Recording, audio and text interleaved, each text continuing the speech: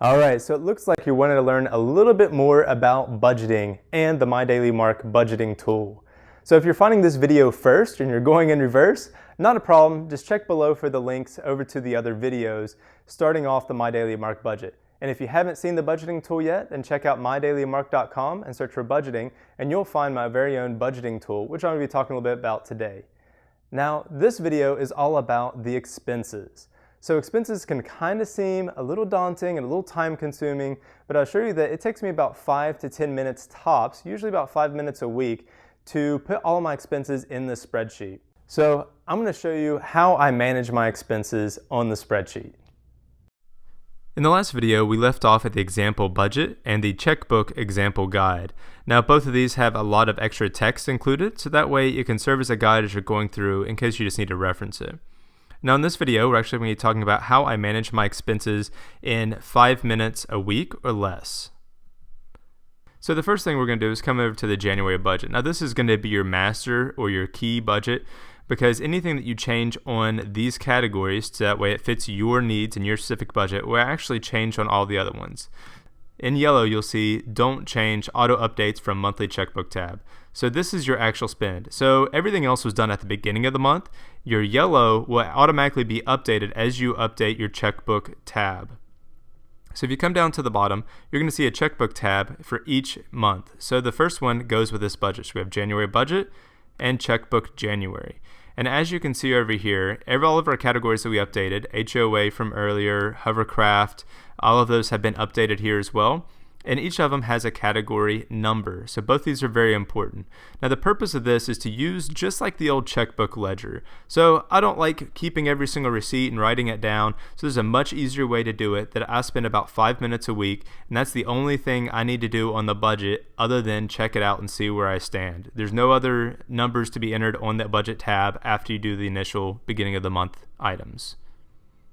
So the way that I like to track my expenses is by simply going to either my credit card online account or my debit card online account, because they do a really good job of tracking every single penny that I spend, and it's all there, right there, nice and neat and visible. So all I have to do is look at it and convert the expenses and put what category it goes to. Another thing I do is if there's a target expense, sometimes I'll break it down into 2 or 3 different expenses. So I'll show you real quick how I do that. I simply just log into any of the accounts that I have, whether it's credit, debit, doesn't matter. I log into all of them, and I see exactly what I spent since the previous week. So once I log in, it's pretty simple. Either we can look at See Statements or we can go to See Activity.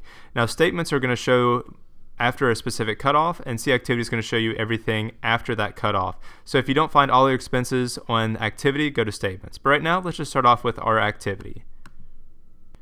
All right, once we get to the activity section, we can see all of our current balance, our pending charges, etc.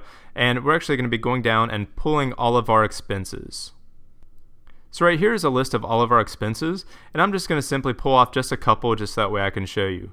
The first one is going to be PetSmart Incorporated. So on this, I spent $31 on.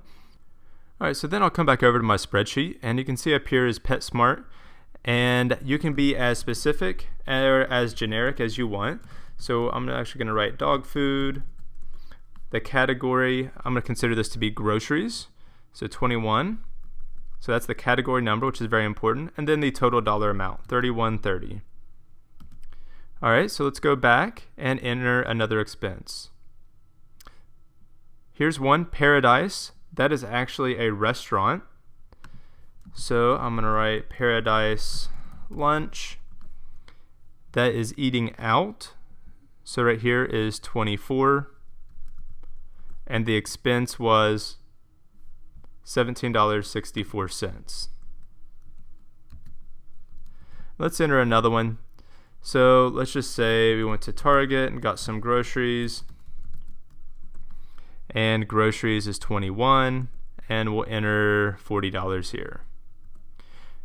All right, so I want to enter a few of those just so that way you can see how it automatically goes over to the budget tab. So if we go over to January budget, we know that we entered groceries and we also entered eating out.